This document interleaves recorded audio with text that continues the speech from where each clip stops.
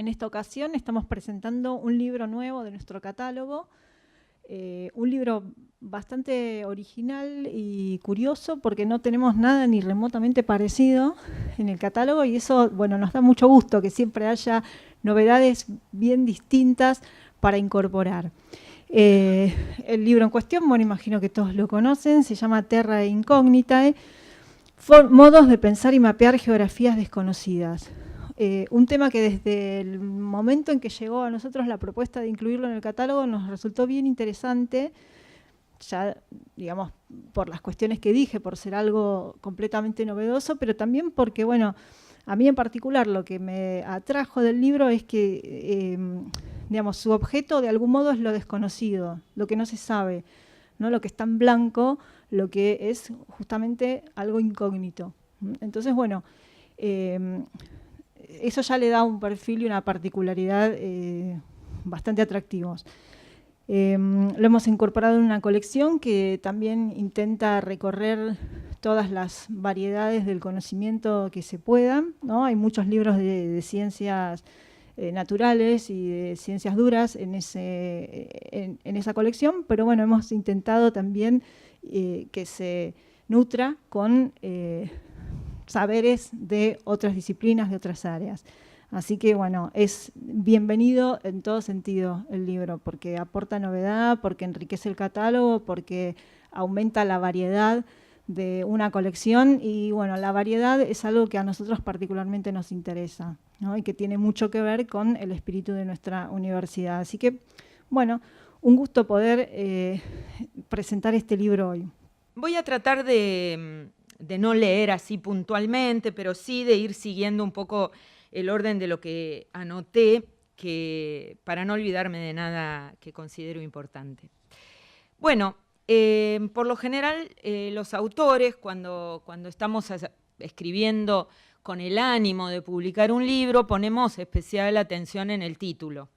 Incluso en los mecanismos de evaluación de los artículos científicos a veces se señala al evaluador que, bueno, si hay coherencia, ¿no?, entre el título y el contenido del libro.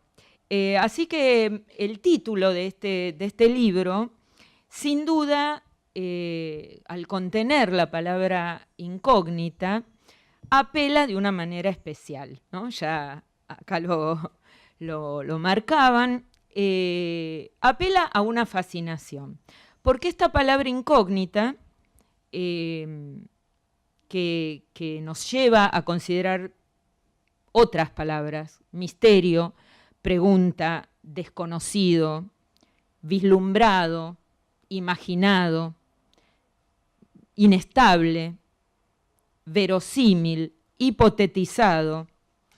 Y en esa cadena sigue convocando otras nociones: vacío, cero, nada, silencio o murmullo, miedo, atracción.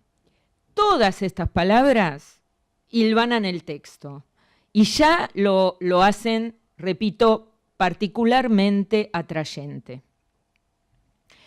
Carla, para indagar sobre estas tierras incógnitas, elige 3 casos, que son 3 momentos de la historia de la cartografía y suponen diferentes modos de hacer visible y comprensible sobre la superficie del mapa aquello que no se ha visto ni experimentado, pero que se especula existe.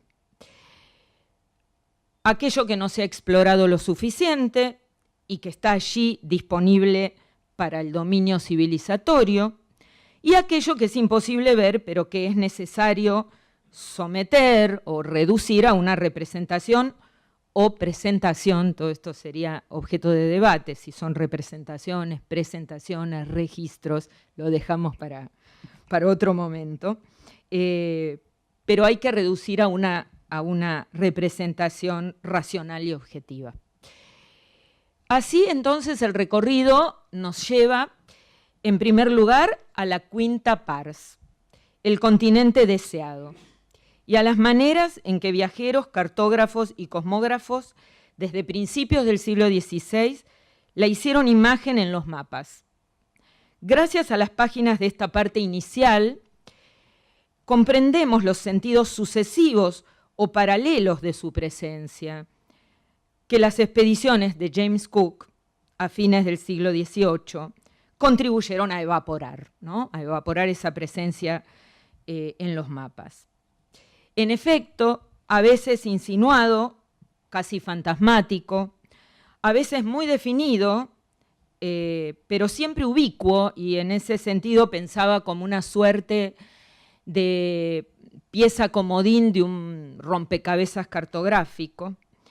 Este continente austral y los debates que suscitó durante un largo periodo formaron parte de los desarrollos epistemológicos del pensamiento occidental que exceden lo estrictamente geográfico.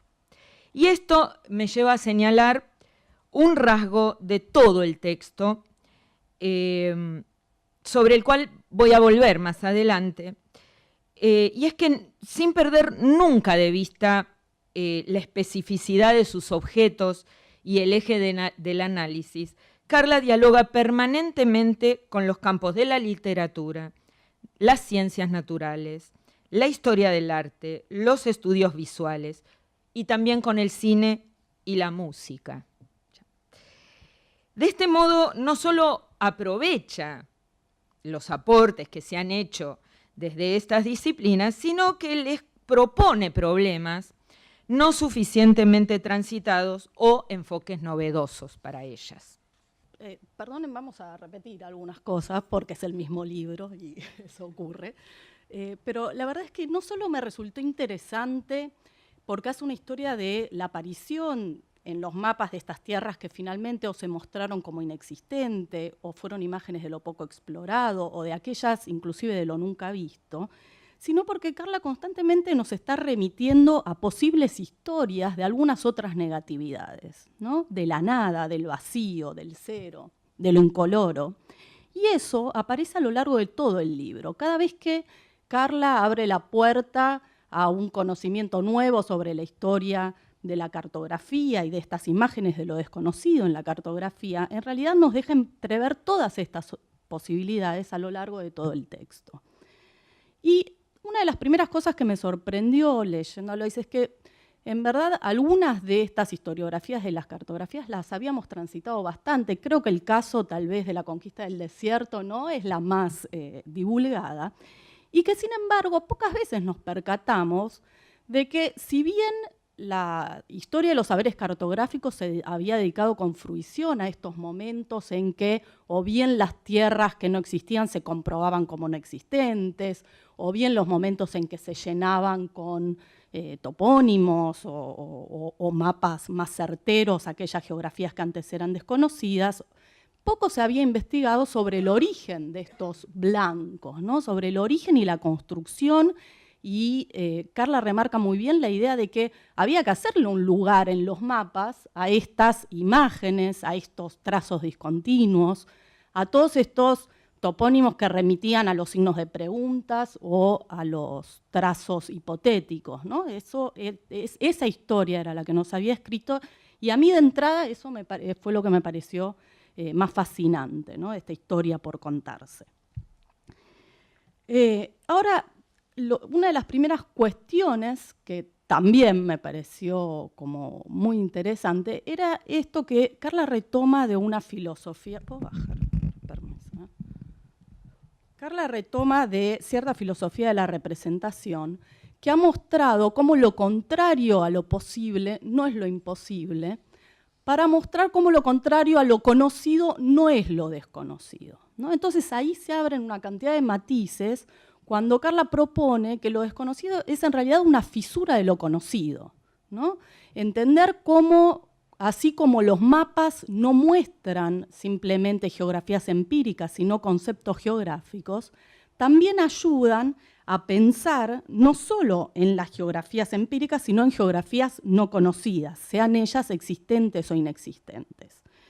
Por lo mismo, o como reverso de eso, cuando una vez que Carla nos muestra cómo lo desconocido ha sido transformado en una imagen en los mapas, también nos muestra que esta imagen nueva creada de lo desconocido formatea la mirada. Y por lo tanto, por ejemplo, frente a interpretaciones que han considerado simplemente que lo otro en el mapa era un reflejo de lo propio, ¿no? Lo otro como un reflejo de mí mismo, ha mostrado que esa construcción en realidad es una construcción, una práctica intelectual más compleja que eso, en la cual no es simplemente un reflejo, sino una hipótesis de trabajo, ¿no? Inclusive lo mimético pensado como hipótesis de trabajo. Y esto también lo cuenta muy bien. Y en este recorrido, Carla no puede dejar de imbricar su historia, en realidad con la historia de las ciencias modernas de los últimos siglos, que ha transitado una y otra vez la relación variable entre hipótesis, verdad, observación, verosimilitud. Y claro, yo hago historia de las ciencias, no puedo dejar de hacer esa lectura y entusiasmarme con ellas. Y entonces, cuando muestra este poder performativo de la imagen y de la imagen de lo desconocido inclusive, nos señala, por ejemplo, voy a citar esta parte de Carla, cuando va mostrando cómo van desapareciendo los blancos de los mapas y se van llenando de grises y de topónimos, y ella dice, se fueron poblando de marcas de civilización, de topónimos, de grillas de coordenadas, de dibujos, de proyecciones político-administrativas deseadas, cuasi ficticias, dice Carla, haciendo un guiño, en realidad, a que pensemos a que lo ficticio, lo imaginario y lo desconocido permanecen aún en los mapas en los que se consiguieron extinguir sus blancos. Yo voy a hablar muy poquito, más que nada quiero comentar mi propia relación con el libro y hacer unos agradecimientos. Muchos de ustedes sabrán que este fue un libro que a mí me llevó casi 10 años, ¿no? Estuve trabajando y escribiéndolo y dejando de escribir y volviendo a él durante un periodo largo. Y se imaginarán que corrió mucha vida debajo del puente a lo largo de estos 10 años. Fue en algún sentido una tarea titánica en la que oscilé entre opciones radicales, tales como no lo voy a terminar nunca, es imposible, esto no tiene sentido, y ya casi lo termino, está buenísimo. Y no en esa dirección, sino más de una vez fui de un extremo a otro en todo este periodo, pero finalmente acá estamos, por suerte. Fue un tema muy difícil de investigar porque justamente mi eje era lo desconocido. Y no solamente en la geografía o en la cartografía, porque consideraba que eso no se autoexplicaba, no se podía cerrar en un dominio tan pequeño, y además porque estaba convencida de que las geografías y las cartografías estaban atravesadas por una matriz cultural que era mucho más amplia y que necesitaba explorar para volver a mis materiales empíricos. Eso por un lado lo hizo difícil y ahí aparece lo que comentaron tanto Marina como Marta, que tuve que recurrir a disciplinas y saberes muy variados, desde la filosofía, la fotografía, la historia de las ciencias, de los instrumentos, historia del arte, teoría del color, historia de las matemáticas, en particular por lo del cero, bueno, y ya no me acuerdo cuántas cosas más, que me encantaban, pero que me generaban la dificultad de unirlas, de hilvanarlas en la pregunta original que yo me había formulado, que era qué pasa con esas palabras que aparecen en casi todos los mapas, que es terra incógnita en singular o terra incógnita en plural. Y por otro lado, estas palabras, o lo desconocido, en cualquiera de sus idiomas, o incluso en el latín, no aparecen en ningún catálogo de ninguna biblioteca. Entonces eso me dificultaba horrores la búsqueda de materiales. Porque a pesar de que hice un exhaustivo trabajo en bibliotecas y archivos en Argentina y en muchos otros países, en realidad se trataba casi de una búsqueda azarosa. Mientras hacía otras investigaciones, estaba atenta a esto que se volvió casi una obsesión personal, diría, ¿no? Era como una búsqueda permanente, pero que no era nunca el objeto central de mi investigación. Y sin embargo era lo que más me interesaba. pero sabía que me tenía que armar de paciencia hasta que todo eso cuajara y tomara alguna forma. Sí, tenía que estar preparada para cuando eso apareciera, y efectivamente apareció. Yo tengo que decir que muchas veces mi objeto de estudio se tropezó conmigo, ¿no? O yo me tropecé con él, sin buscarlo. Y una anécdota así sencilla es una vez paseando por el Malva, viendo la muestra de esta japonesa medio pirucha, Yayoi Kusama. Estábamos paseando de una manera distraída con mis 2 hijos que eran chiquitos todavía, que si los ven por acá ya están grandecitos, y veo un cuadro todo blanco. Ya mencionaron mis colegas y amigas que el blanco era una de mis obsesiones, y allá fui corriendo a ver qué era ese cuadro blanco, y se llamaba Océano Pacífico. Yo ya estaba además con el tema del océano. O sea, me pasaron esas cosas a lo largo del trabajo. Está la imagen en el libro, que es un cuadro que parece una hoja de papel desde lejos, y que al aproximarse se ven las pinceladas de óleo casi brutales y violentas, que desde lejos no se perciben, y que formaban parte del tipo de interrogantes que yo me estaba haciendo. Así que bueno, esas cosas me han ocurrido. El libro se fue formando con todas esas experiencias, que son casi autobiográficas, pero que, bueno, trataron de ser un libro académico, y, como dijo generosamente Marta, con algo de poesía. Y también tengo que agradecer a muchos colegas y amigos que, sabiendo que yo estaba en esta situación, se preocupaban por acercarme cualquier cita, referencia, lo que sea, que yo iba acumulando, no con mucha sistematicidad, porque no tengo, iba juntando las cosas en la computadora tal como llegaban.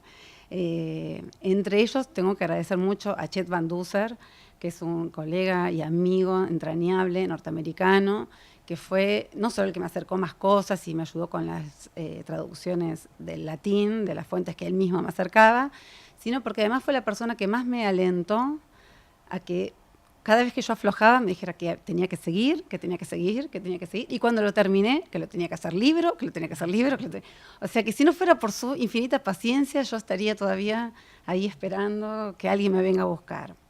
Bueno, alguien me vino a buscar, que es la otra persona que le tengo que agradecer mucho, que es mi editor Esteban Lopresti, que me vino a buscar, me preguntó si tenía algo para publicar. Le dije así, muy poco convencida, bueno, sí, tengo esto, pero no sé a quién le puede interesar. Y él se encargó, se lo puso sobre sus espaldas, me alentó mucho, trabajó arduamente para que esto se transformara en un libro. Tuvimos muchas idas y vueltas, y además tenía el desafío de incluir una cantidad considerable y poco habitual de imágenes. Y Esteban fue muy diligente en procurar que las imágenes salieran lo mejor posible. Eran imágenes que en su mayoría los originales eran en color, y sin embargo fue una edición impecable. Las imágenes están en blanco y negro, pero tienen una legibilidad asombrosa, y eso también es gracias al ojo y a la persistencia de Esteban en conseguir lo mejor posible con las imágenes que teníamos.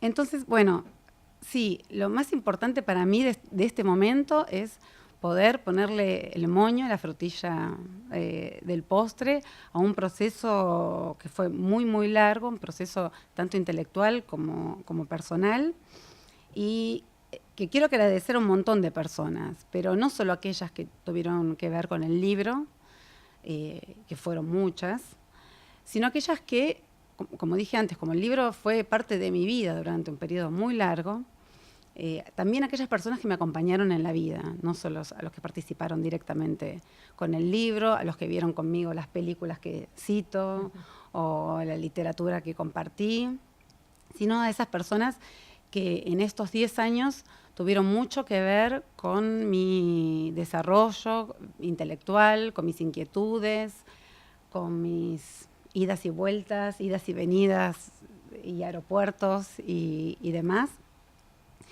Y no voy a decir ningún nombre porque seguro que me voy a olvidar de alguno. De hecho, ya vi que me olvidé en el libro y ya he recibido algunos tirones de orejas, así que no voy a cometer el mismo error 2 veces. No voy a decir ningún nombre, pero todos saben que agradezco a todos y al que me olvide también. Sí voy a mencionar a las instituciones que hicieron posible todo esto. En primer lugar, a la educación pública y gratuita en la que me he formado desde mi educación primaria y en particular a la Universidad de Buenos Aires, donde hice toda mi carrera de grado y de posgrado y me dio las herramientas necesarias para que yo me pudiera formular los interrogantes que dieron lugar a este libro. Ya dije a Esteban Lopresti, y lo voy a decir un montón de veces porque fue quien se reunía conmigo temprano en la mañana para discutir detalles de cada cosa del libro que aparecía. A Udeva mismo, que aceptó publicarlo a pesar de todos los desafíos que implica hacer un libro con tantas imágenes y con estas circunstancias de dificultad de encuadrarlo en alguna disciplina que lo hiciera fácilmente vendible, por ejemplo, a los estudiantes, y eso no es poca cosa. Y finalmente quiero agradecer a mi familia, ¿no? Mi familia ampliada. En primer lugar a mi mamá y a mi papá, que ya no están, pero que aunque nunca entendieron qué es lo que yo hacía y lo que escribía, siempre estaban orgullosos de que hiciera algo así, inentendible. Entonces, bueno, creo que les hubiera gustado por lo menos saber que esto llegó a este lugar. Bueno, al papá de mis hijos, a Luciano, que me acompañó siempre también desde el principio, a mi compañero Sergio y fundamentalmente a mis hijos que soportaron todo esto, que es mucho, y a mi abuela Vivi, que con sus 94 pirulos ahí está todavía emocionándose con el libro. Y para terminar, sí quería leer la dedicatoria del libro, a ver si logro hacerlo sin anteojos, pero igual por las dudas ahí están. No, yo tengo por las dudas, pero vamos a ver si consigo mantener la coquetería hasta el final. A mi abuela Vivi, porque su fuerza y su espíritu creativo es lo mejor que pude heredar de mis familias y porque sé que va a leer este libro con emoción, amor y lágrimas. Bueno, de hecho, cuando le leí esto ya empezó a llorar, así que estaba garantizado que lo iba a leer con lágrimas. Y a mis hijos, Carolina y Lucas, porque crecieron y siguen creciendo con una madre que se plantea interrogantes como los de este libro en la vida cotidiana. Y no solo lo soportan y no me lo reprochan, sino que fueron tan generosos que llegaron a agradecerlo. Todo esto es para ellos y todo lo que vendrá también. Gracias.